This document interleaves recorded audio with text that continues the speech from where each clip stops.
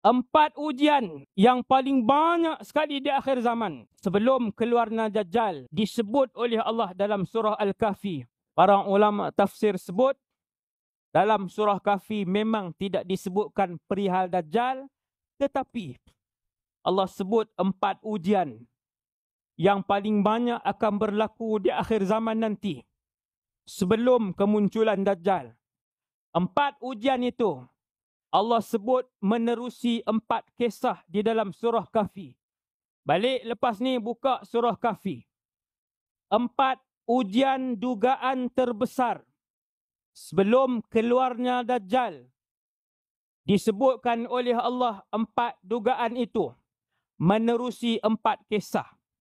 Yang pertama, kisah Ashabul Kahfi. Ia melibatkan ujian kepercayaan, i'tiqad kita kepada Allah Subhanahu wa taala. Kisah Ashabul Kahfi.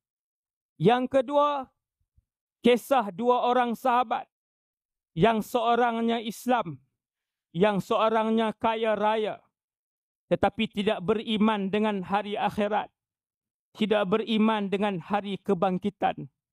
Maka ia adalah fitnah harta. Yang ketiganya, kisah Nabi Musa dan Nabi Khadir.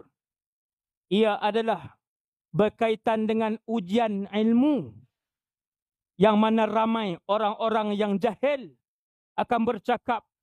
Lebih daripada itu, orang-orang jahil ini akan menyerang alim ulama dengan panggilan yang keji, dengan panggilan yang hina, dan membuat fitnah hampir tiap-tiap hari dalam YouTube, media sosial dan sebagainya kepada para ulama Ahlus Sunnah wal Jamaah. Orang biasa ni, orang awam yang ruwaibidah, kata Rasulullah sallallahu alaihi wasallam. Itu ujian yang ketiga, ujian ilmu, fitnah ilmu melalui pengkisahan Nabi Musa dan Nabi Khadir alaihi wassalam.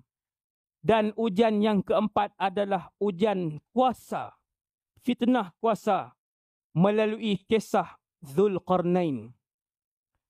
4 ujian yang paling banyak sekali di akhir zaman sebelum keluarnya Dajjal disebut oleh Allah dalam surah Al-Kahfi. Maka Allah turunkan surah Kahfi sebagai perisai terkuat.